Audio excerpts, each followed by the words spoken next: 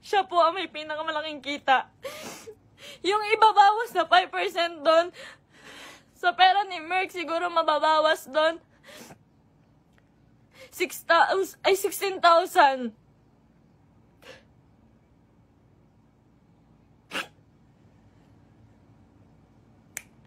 Lahat po ng kaibigan niya, ginamit niya. Hindi ko na po kasi kaya eh.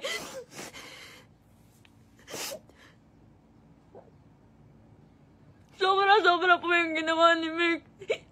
Sobra. Hindi ko na po kaya. Pasensya na po kayo.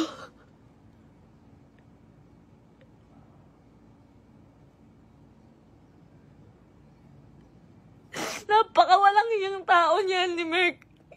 Lahat po ginago niya, pamilya ko. Lahat po ng tao sa paligid niya, ginamit niya po. Scripted po lahat ng nangyayari. Sinusunod ko po siya. Kung makikita niyo po, lahat po ng video namin, puro bastos dahil po yun sa kanya. Ayoko po nun, walang may gusto nun. Kayo na pong bahala kung maniniwala kayo ngayon. Wala pong may gusto nun. Lahat po binigay ko sa taong yun.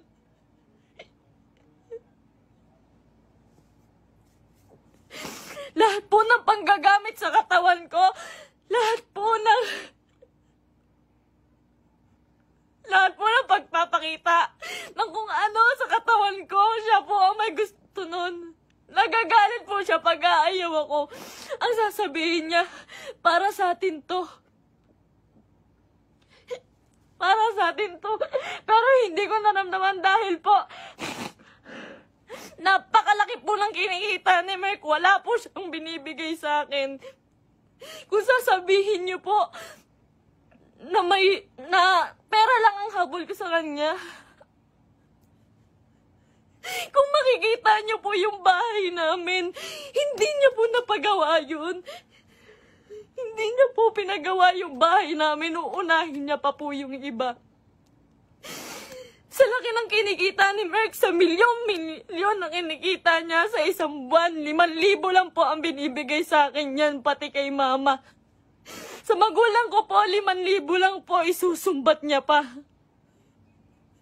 Mumurahin niya yung magulang ko.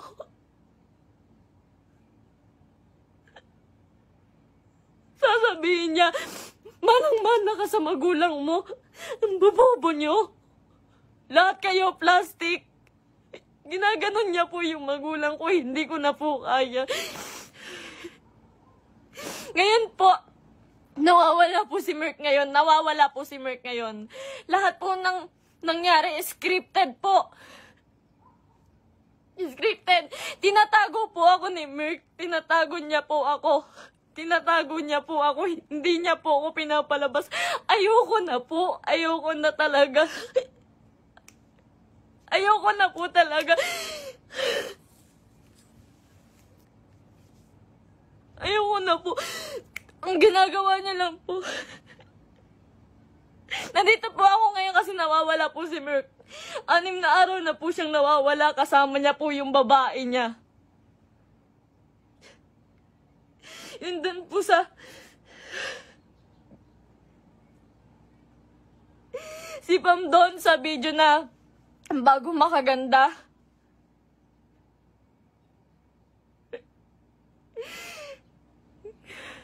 Huwag niya po sisihin yung kambal doon, si Chen Chen tsaka si Tantan. Yung Centeno twins po, hindi, huwag niyo po silang sisihin doon. Dahil utos po ni Merck lahat yun. Ako po, hindi ko na po kaya si Merck.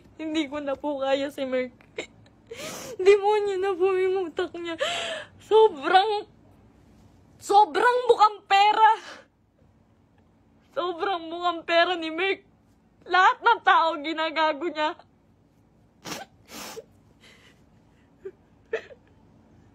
Sinisira niya po yung nanay ko po. Yung nanay ko na nasisira na din po sa inyo. Yung sasabihan po yung nanay ko na mamatay ka na, siya po may utos nun. Ginagawa niya pong robot yung pamilya ko dahil sa akin na lang po tumitingin yung pamilya ko. sa akin na lang po tumitingin yung pamilya ko. Bahay. May pagkain na sila, maghihintay kami ng script niya. Magagalit pa po yan pag nagkakamali ako. Pag may mali po ako nasasabi, pag kailangan ulitin ng video, magagalit pa po yun. Lahat po ng video namin, scripted. Dahil po sa kanya.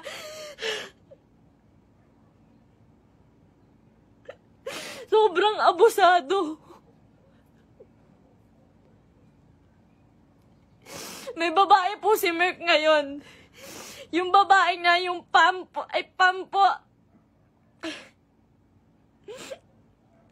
Grabe, Merk.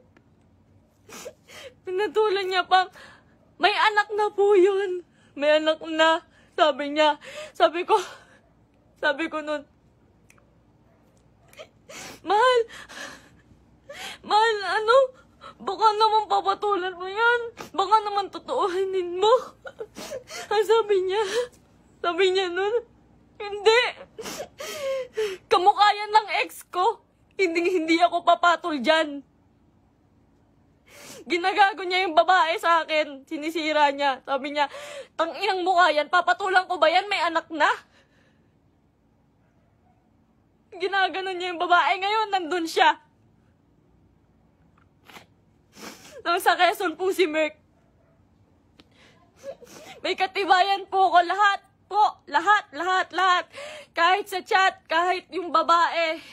Nahuli ko po kasi dahil po dun sa post ng babae. Nag-post po yung babae. Nakasama po yung sasakyan namin. Tapos yung cellphone ko po, nagla-login po yun sa Quezon.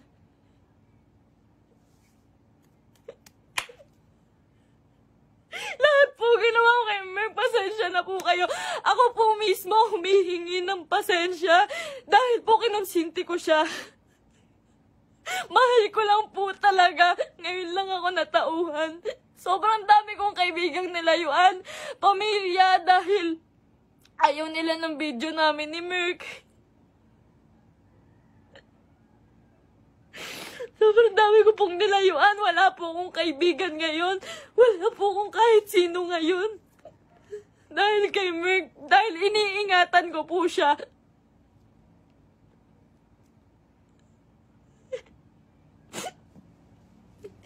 Kaya totoo po yung sinasabi niya, scripted lahat sa amin. Scripted lahat ng buhay na binigay sa akin ni Merk. Lahat po ng pera niya sa kanya lang po. Sa laki po ng pera niya, nagkakautang pa po siya. Sobrang samang tao. Ultimo shampoo namin, sabon namin, ako pa bumibili. Grabe po, pambabastos sa akin ni Merk. Hindi niya po ako nirespeto.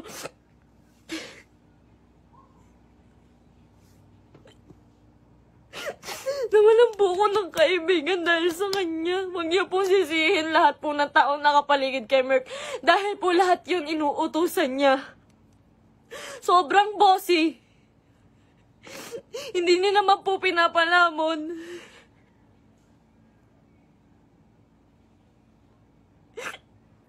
Hindi ko po in-expect na darating po talaga to. So, ilang beses na rin po ako niloko ni Merk about sa babae. Nung una, pumatol siya sa kaibigan ko. Pangalawa, pumatol siya sa pan. Pasensya na po kayo. Kasi alam ko po, scripted po yun eh. Pasensya na po kayo. Ako na po humihingi ng pasensya sa inyo. Ginawa ko lang po yun kasi sobra po akong nagmahal. Bago po namin makuha si Asurada, ang inuulam po namin araw-araw, itlog at tuyo araw-araw para makuha niya lang yung sasakyan niya. Lahat po ng meron siya ngayon, sa kanya po nakapangalan. Pati yung bangko po, sa kanya po.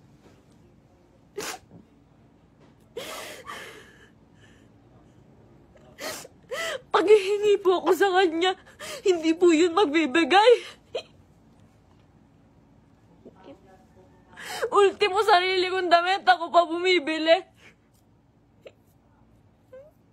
Sa isang buwan po, 5,000 lang ang binibigay niya sa pamilya ko.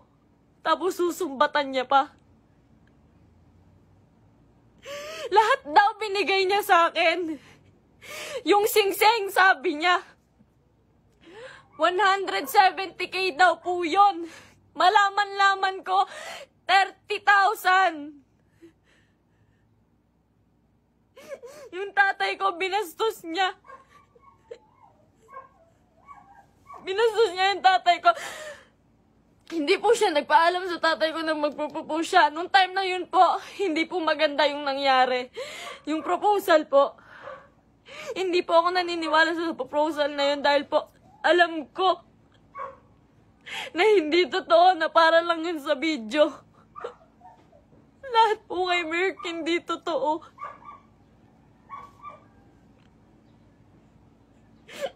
Yung buhay niya, yung pagkatao niya, yung buhay na binigay niya sa akin, hindi po yun totoo. Lahat po ng kaibigan niya na malalapit sa kanya, ginago niya po lahat yun.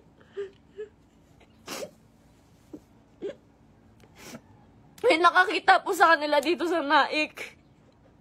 Flex niya pa po pala yung babae kahit kanino. Pinakilala niya pa kung kani-kanino dito sa Naik. Sa mga taong malapit sa akin. Hindi niya alam.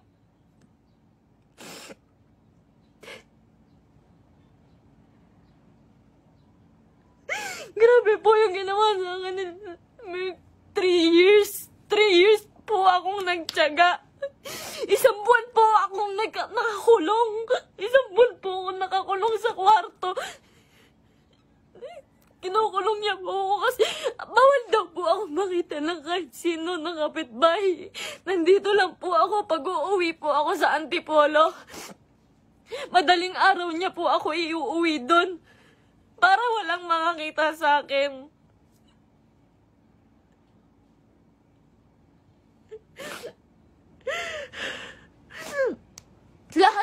Lahat po ngayon suko na kay Merck. Nung isang araw po nasa ospital ako kasi nagtake po ako ng anxiety. Sobrang depressed na po. Sobrang depressed na po. Hindi niya alam yun. Hindi niya alam na naghahanap ako sa kanya. Kahit saan naghahanap po ako. Naghahanap ko siya eh. Kasi mahal ko po siya eh.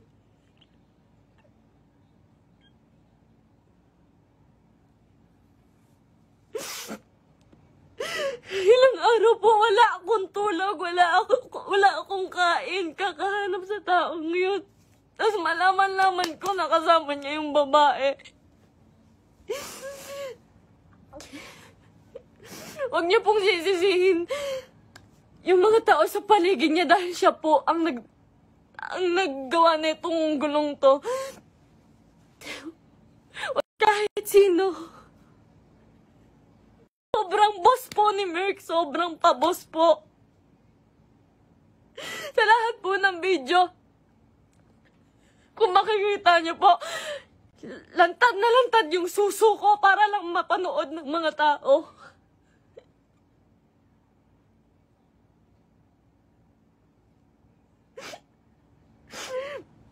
Para lang panoorin niyo, para lang magkapera siya.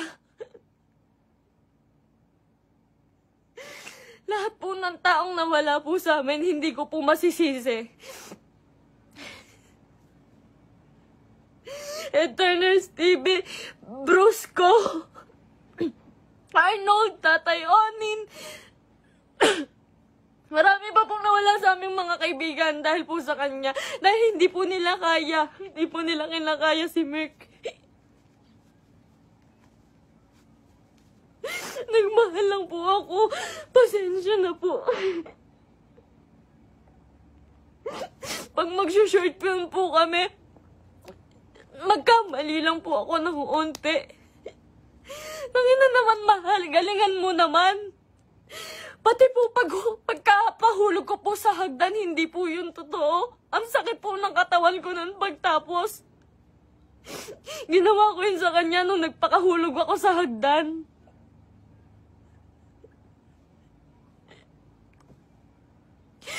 May mga pasa po ko lagi pag may nangyayaring hindi magandang prank. Lagi po ako nagkakasugat, nagkakapasa dahil po sa ginagawa namin. Hindi po ako nanghingi ng kahit piso kay Merk. Hindi po ako nanghingi ng kahit piso kay Merk. Hindi po. Lahat po ng account siya po may hawak. Kinukontrol niya po lahat. Hindi niya po mapagawa yung bahay ko. Sabi niya po sa CR namin, mahal, hindi ako magsi-CR dyan. Hindi po siya nag-CR sa CR namin sa bahay.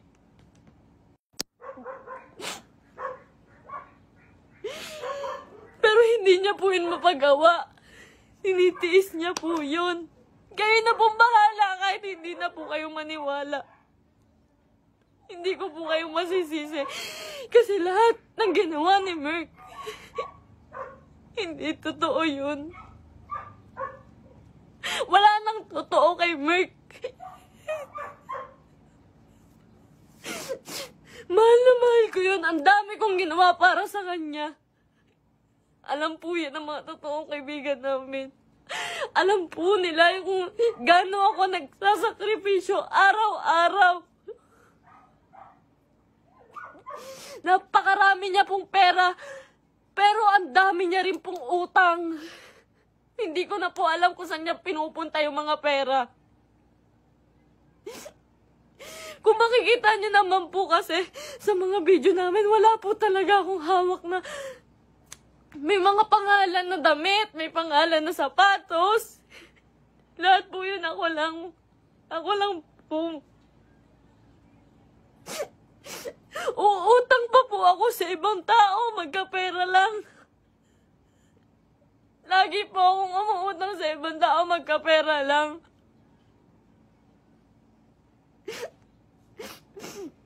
Ayun po, hindi ko na po kaya. Hindi ko na rin po talaga kinaya. Wala pa po akong tulog kain. Na-hospital pa po ako. Hindi po ako nagmamakaawa sa inyo. Wag po kayong maaawa sa akin. Gusto ko lang naman po sabihin sa inyo yung totoo. Kasi ayoko na pong may mga taong masaktan. Ayoko na pong... Hindi ko po kasi talaga kaya yung mga bash. Hindi ko po yun kaya. Nag-aaral po ako noon. Pinatigil niya po ako sa pag-aaral para lang po sa video. Yung pangarap niya po yung sinunod namin eh. Yung pangarap niya, tinabi ko na po yung pangarap ko. Grabe yung sakripisyo ng pamilya ko. Grabe. Sasabihin niya, yung nanay mo, plastic. Yung nanay mo, sa Cebu po. Sa Cebu, hindi siya nahiya. Na kahit piso lang doon sa tiniran namin. Iniwan niya po ako doon para lang po sa babae. Sabi niya po may sponsor. Iniwan niya po ako sa Cebu. Magkasama po kami doon isang araw po. Ang usapan po, 1 linggo po kami doon. Kasi po pupunta na po kaming Canada. Mas malaki po kasi yung kita sa Canada. Kaya po kami pupunta ng Canada, pero hindi ko na po kaya.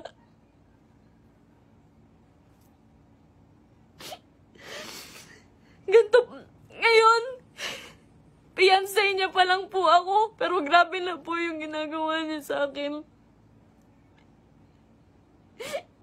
Sobrang mukhang pera ni Merk.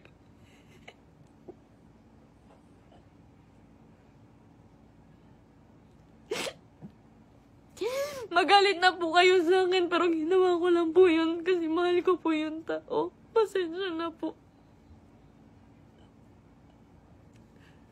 Pasensya na po.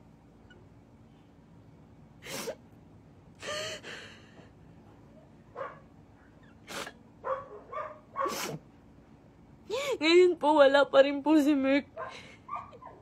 6 na araw na po siyang nawawala.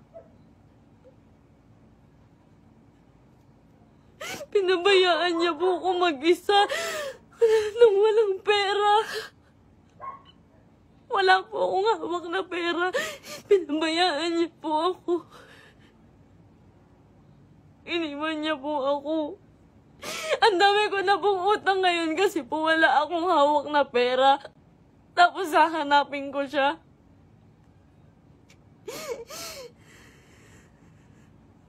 Masakit po kasi lalo eh.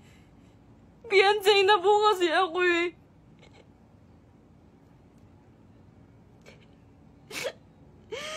Sobrang pasensya na po sa inyong lahat.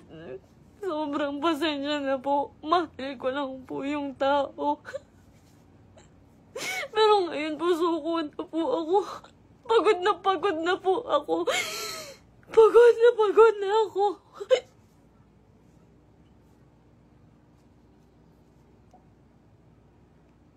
Pasensya na po.